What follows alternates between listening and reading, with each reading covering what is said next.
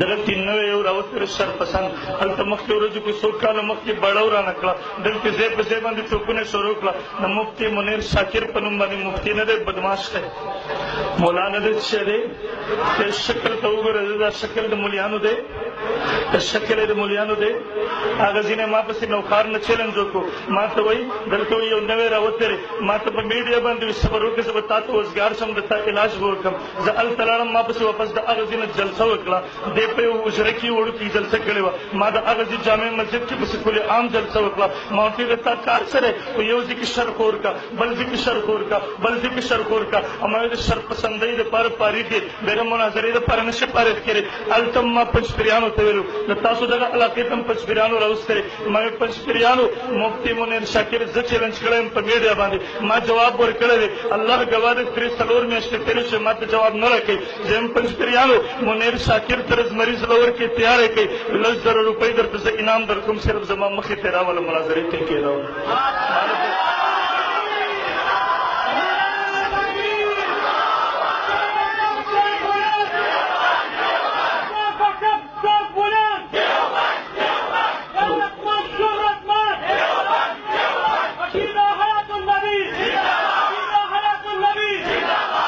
توجه غواړم ما 12 عقاید د پنجپیریانو بیان کړي وو خپل یو کلیپ کې چې پنجپیریان د علمای دیوبند سره په 12 عقایدو کې اختلاف لري منیر شاکر د هغه ځای نه راپاڅېدو کیمره کې کېناستو کیمره کې 15 غنټې اډیو ریکارډ وکړو ما ته کسانو راوړو ما ورته زه درته صفا صفا خبره کوم ښکاره ښکاره خبره کوم نو خو ما سره دومره ټایم شته چې 15 منټه دغه فضولیات بکواسات واورم زه به پسې 10 غنټې ریکارډینګ وکړم دی به د هغه ځای نه ما پسې بیا 15 غنټې ریکارډینګ کوي ما وایي د مسلې حل درته زه درښیم 12 عقاید د پنجپیریانو ما پیش کړي په میډیا باندې چې پنجپیری د خپل دغه 12 عقایدو د وجې نه ګمراه دی اهل سنت نه خارج دی د علمای دیوبند سره تعلق نشته دی ما وایي زما په جواب کې 15 غنټې ریکارډینګ هم مه کوه زما په جواب کې 15 غنټې ریکارډینګ هم مه کوه ما وایي د بزدلو غوندې کمرې کې مه کښېنه ما وایي بسم الله کا والله ما دغه منیر شاکر تر 15 کروڑو نه زیات چیلنج کو ما وایي کله مور حلال پی دسکلې بسم الله کا راشه په دغه 12 عقایدو باندې وایي زه ستا کور ته هم درځم والله زه پنجپیر درتلو ته هم تیار یم صرف د امن ذمه داري راته راکړه هلته په دغه 15 عقایدو په دغه 12 عقایدو در سره کښېنم څلو کې په 12 عقایدو باندې خبرې نه شي کولی یوه عقیده د خپلې خوښې متعین کړه په هغې باندې ته بحث وکړه زه به نمبر 1 ثابتوم چې د علمای دیوبند سره د تا په دې عقیده کې اختلاف دی نمبر 2 زه به ثابتوم دغه ستا عقیده د قرآن نه هم خلاف ده د احادیثو د محمد رسول الله صلی الله علیه وسلم نه هم خلاف ده د فقهاو د عباراتو نه هم خلاف ده د متکلمینو د عباراتو نه هم خلاف ده 4 میاشتې تېرې شوې پنجپیریان زما جواب کې نه راځي او تا ته مې همدلته ورته لیکلي ثاني ابن تیمیه فلا فلا فلا چېرته دا میدان کتلی نه دی په خوب کې نه دی کتلی زه یم پنجپیریانو تکړه شئ بل ځل جواب کې جلسه مه کوئ بل ځل په جواب کې په مردان کې منیر شاکر جلسې ته مه راوړه ما یم مناظرې ته تیار کړه خپل کور ته راوغواړه خپل بیټک حجرې ته راوغواړه انشاءالله زما د یو ذمه دار سره رابطه وکړه زه هم درته راځم ما و منیر شاکر یوازې په یوازې باندې کښېنوه که دلته مردان ته نه شي راوستی او انشاءالله زما د خبرې به ورته ورسېږي ما وایي که دلته یې نه شي راوستی ما وایي ته ورسره خبره وکړو والله زه پسې کور ته ورتلو ته تیار یم او بله ورځ د کربوغې شریف ته لاړم ما هلته د ملګرو نه تپوس وکړو ما ورته دا سړي کور کوم ځای کې دی ما ته کور خو یې دلته دی خو اوس د دې ځای نه تللی دی ما وایي زه پسې نن کلی کور و زه پسې کور ورتلو ته تیار وم زه دروازه ته به ونه تم تیار یم مفتي صاحب تا چیلنج کړی دی زه ستا چیلنج د جواب دپاره راغلی یم په میډیا درته ما جواب درکړی ته ولې خاموش شوې بلکې جواب راکول خو ما ته جدا خبره ده صرف په یو چیلنج سره ورته زړه دوره وشو هسپتال کې پروت دی خو چونکې بعضې خلک نه مشران معاف کوي نه کشران معاف کوي نو زه اول اپیل دا کوم چې اگر چې دا خبرې په کار نه وي خو مجبورن یې موږ کوو چې تقریبا زمونږ خلاف به یو 100 پوسټونه جاری کړي وي چې په هغې کې به یې زمونږ نوم اغستی وي او چیلنجونه به یې کړي وي او بدې ردې به یې ویلي او د خپل کمقل خلک په دې خوشحالۍ چې یاره جي زمونږ سړي خو هغه د په خپله جلسه کې چیلنج وکړه اله زه کلي له ورځمه اله زه کلي له ورغلی یم زمونږ کلي ته هر سړی نشي راتلی او زمونږ کلي ته خلک چې راځي اجازت اخلي او چې څوک زمونږ کلي او زمونږ کورونو ته بغیر اجازته راځي هغه بیا په خپلو خپو واپس نه ځي اول خبره خدا کوم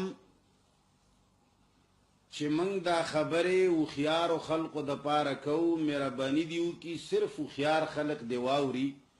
کم سړی چې زموږ په خبرو نه پوهېږي یا دومره عقل ورسره نشته نو مهرباني دې وکړي چې هغه دې یا واوري نه یا کم از کم خوله دې بند ساتي. عزیزانو ډېر خلق چغې وهي چې ما سره د فلانې مناظره وکړي ما سره د فلانې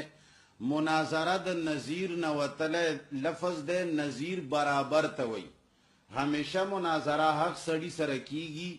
چې هغه دوه کسان په کردار کې په قابلیت کې په فهم کې په استدلال کې برابر وي. یو سړی به ډېر اوچت وي او ډېر لوی مقام به وي ډېره لویه نامه به وي ډېر لوی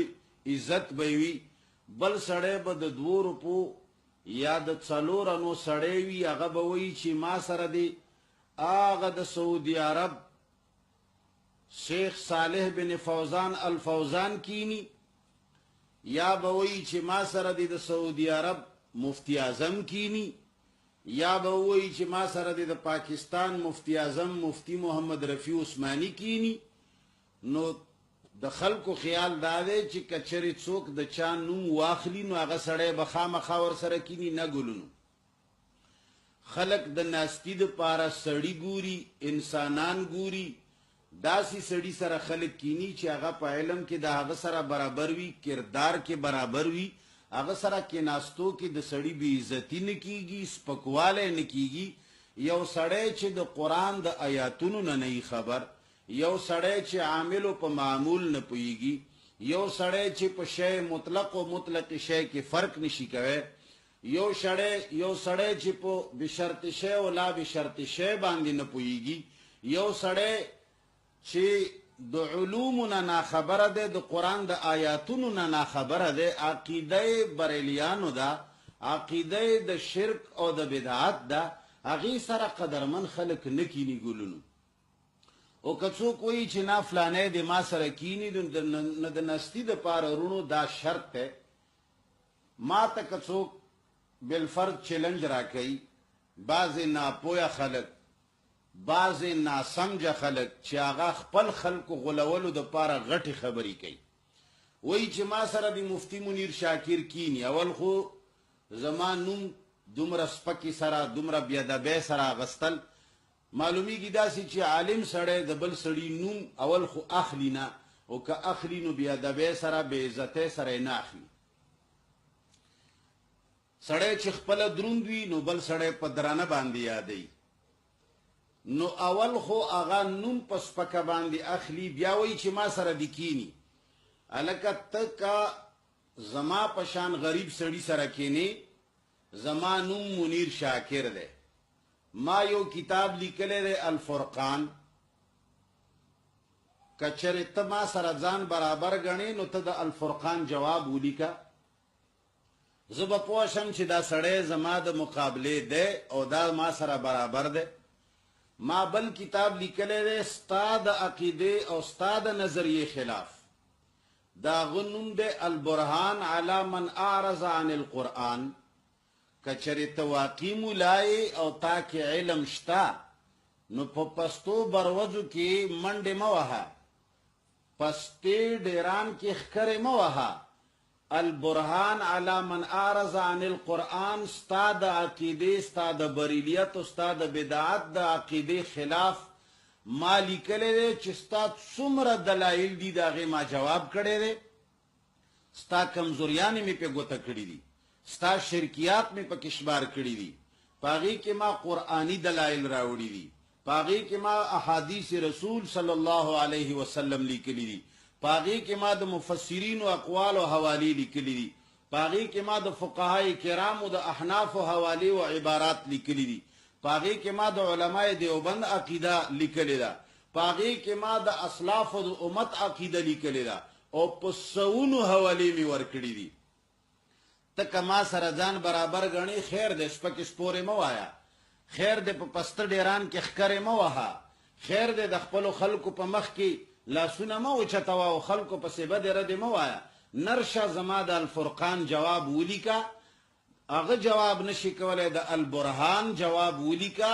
عوام او دنیا خلق به پوه شي چې دا سړی خو مفتی منیر شاکر سره برابر دی په څه شي کې. هغې نه علاوه تا چې څومره مسالې بیان کړي دي، مسالې خو نه دي بیان کړي، خو کله یو پسې کنځلې کله بل پسې کنځلې. وایي چې مالی چیلنج را کړی دی، موږ لیوني نه یو، موږ بې علمه خلکو له چیلنج نه ورکوو، موږ لیوني نه یو، موږ جاهلانو له چیلنج نه ورکوو، موږ سپکو خلکو سره د چیلنجونو اړو سوچ نه لرو، موږ درانه خلک یو، موږ درانو خلکو سره نستی خوښو، موږ ځان ته مولیان وایو، مولیانو سره نستی خوښو، موږ لیوني نه یو چې هغو خلکو سره نستی خوښو چې هغه کله چاته وایي چې جاهل یې، په مناظره کې خلکو ته وایي چې ته خو خر یې. داسې سړي سره موږ ولې نه کینو؟ دا په هغه رحم کوو. ولې که موږ داسې کمقل سړي سره کینو، دی یا د ده یو کمقل که چرې ناروا خبره وکړه، دومره وهل به دی وخوري چې په میډیا باندې بیا خلک حسار نه کي او حساب به یې نه کي. نو د ده د عزت دپاره موږ د سره نه کینو، موږ په ده ښه پوهېږو چې دا به سپکه خوله وخوځوي او په موږ به ځان داسې برابر کي. موږ هغه مولیان نه یو. خپل پلار، ستا پلار پیر سیف الرحمن المحترم اوس مړ شوی دی، ته د هغه پوښتنه وکړه چې ما بار بار ورته وی چې غلی شه، خو چې نه غلی کېده په هغه مې څه وکړل. ته د خپلو مشرانو ستا چې کم اسلاف دي په کورم ایجنسۍ کې شیعګان، ته د هغوی پوښتنه وکړه چې ما بار بار ورته وی چې غلی شه، خوله ونیسه، ما په هغوی باندې څه وکړه. تا تم دا ټولې دنیا په مخ کې وایم، حکومت تم دا اپیل کوم چې مهرباني دې وکړي په دې سپو کې دې زنجیرونه واچوي، مهرباني دې وکړي په خولو له دې واګې ور واچوي. موږ پسې دې یو سړی همیشه سپکې سپورې نه وایي. زه اوس هم د چا نوم نه اخلم، زه اوس هم څوک په ګوته کوم نه. حکومت ته، ارباب اقتدار ته مې دا اپیل دی چې واګې ور واچوه، کني داسې سپېړې به وخورې چې ټول عمر به یاد ساتي. علم تا سره نشته، خو صرف ناروا خبرې دله درځي. نو ما خبره کوله چې به هر صورت بنیادی خبره دا ده چې تا چې څومره مسالې غلطې عقیدې خلقو ته ښودلې دي، ستا د هرې عقیدې متعلق ما په میډیا باندې، په فیسبوک باندې، په نیټ باندې زما مدلل بیانات پراته دي. حیات النبی مسله کې ډېر اوچت دانګې په حیات النبی ما البرهان کتاب هم لیکلی دی. خیر دی که د هغه جواب نشي کوی، ما په میډیا باندې په نیټ باندې دلایل ویلي دي، 3.5 غنټې دلایل. دا بهانه مه کوه چې ما سره ټایم نشته. جی ما سره د دومره خبرو د اورېدو ټایم نشته، تا سره ټوله ورځ تقریرونو پسې د ګرځېدو ټایم شته، او د ناکاره خبرې په ګنټو کوي، د هغې ټایم در سره شته. او په مناظره کې 5 غنټې خلکو سره کنځلې کوي او د خلکو کنځلې واوري، د هغې ټایم در سره شته، خو علم در سره نشته. ته زما حیات النبی دلایل واوره، نرشه د هغې جواب وکړه. ما په سماع الموتا باندې دلایل ویلي دي، عبارتونه مې ویلي دي. زمونږ دا ایمان دی چې په قبرونو کې مړه دي، ته وایي چې ژوندي دي. نرشه زما د دلایلو جواب وکړه. ما که 3 غنټې دلایل ویلي دي، خلکو نه ځان مه خلاصوه چې ما سره ټایم نشته. تا سره په دې مختلفو سټایلونو کې تصویرونو ایستلو ټایم شته. کله یو غره کې تا په داسې سټایل باندې تصویر ایسته، کله دې په بل غره کې، کله یوې ونې کې ولاړ، کله یو ځای کې اوبو کې ولاړ، کله یو ځای کې د چکر ځای کې ولاړ. 3 لاکه کم زیات، الله دې کمی او بشی معاف کی، 3 لاکو نه پورته سټایلي تصویرونو ټایم تا سره شته. د چکرو ځایونو کې د تصویرونو ایستلو ټایم تا سره شته. او 3 غنټې 4 غنټې په مناظره کې ضعیف اقوال او کمزورې خبرې او کنځلو کولو ټایم تا سره شته. خو د قرآن او د سنت دلایل د اورېدو ټایم در سره نشته، ټایم در سره شته، جواب یې نشي کولی. ته د حیات النبی مسلې نوم ورته د حیات النبی ږدي، نور د ټول مړو د ژوند قایل یې. انشاءالله زه به ستاسو ټول حقیقت د عوامو ته واضح کم. تا سره د هر څه شي ټایم شته، وروره تا سره د دې خبرې ټایم نشته چې دلایل واورې او جواب یې وکړي. یو سړی دی هغه تقریبا 12 خبرې زمونږ د اشاعت توحید و سنت خلاف کړي او خطرناکې خبرې کړي. ما د هغو 12 خبرو په ډېرې خوږې سره در نیمو ګنټو کې صرف عبارتونو او حوالو سره جواب ورکړی. در نیمې ګنټو کې ما کنځلې نه دي کړي، ما سپکې سپورې نه دي ویلي، ما د چا نوم نه دی اخیستی، ما چاله ګوته نه ده اوږده کړې. در نیمې ګنټې ما مضبوط دلایل ویلي دي او دا مې ثابته کړې ده چې هغه سړي مستقل دروغ تړلي دي په کتابونو، مستقله ناروای کړې ده، قرآن و سنت نه خلاف چلیدلی دی. دی خلقو له دا بهانه کوي ما سره دی کمره کې کینی ویډیو کوي، ما سره دومره ټایم نشته. ته چې د خلقو د عقیدې تحفظ کوي ته به ټایم وباسې، ته به د خلقو د علمي خبرو جواب کوي. مناظرې خلق هغه چا سره کوي چې سړی سړي سره برابر وي. وروره تا موږ ځان سره برابر نه ګڼو، ستا یو تصنیف نشته، تا یو کتاب نه دی لیکلی، تا یوه کارنامه نه ده کړې. او بعضې کارنامې به خلک کارنامې ګڼي خو هغه کارنامې نه وي، هغه سپکاوی وي. منګه الحمدلله د قرآن او د سنت دپاره څه کړي دي، که چاته نه وي معلوم بل نه دې پوښتنه وکړي. بهرحال هغو خلقو سره به موږ څه کینو چې د هغوی کردار دا دی چې نه په نیټ زمونږ د علمي خبرو جواب کوي، نه په بیان زمونږ د علمي خبرو جواب کوي، نه په کتاب زمونږ د علمي خبرو جواب کولی شي. صرف دې دپاره خوشحاله دي چې یو غټ عالم دی یو ناپوهه سړي سره کینی، اخ سړي سره د کینی چې هغه ته دام پته نشته چې دا آیت قرآن کې شته او که نشته. بهرحال عوامو په مخ کې ټوپونه وهل ډېر اسان دي، بل ته سپکوی ویل ډېر آسان دی، بل ته فسادګر او فسادي او پلانې او فلانې ویل ډېر آسان دي، خو کردار خودل. دامن نہیں ہے پاک تمہارا بھی داغ سے، تہمت کسی پہ سوچ سمجھ کر لگائیے. چانه چې وایي چې دا فسادي دی، دا جاهل دی، دا ګوره خدای ته وګوره، عوام مه غولوه، جواب وکړه.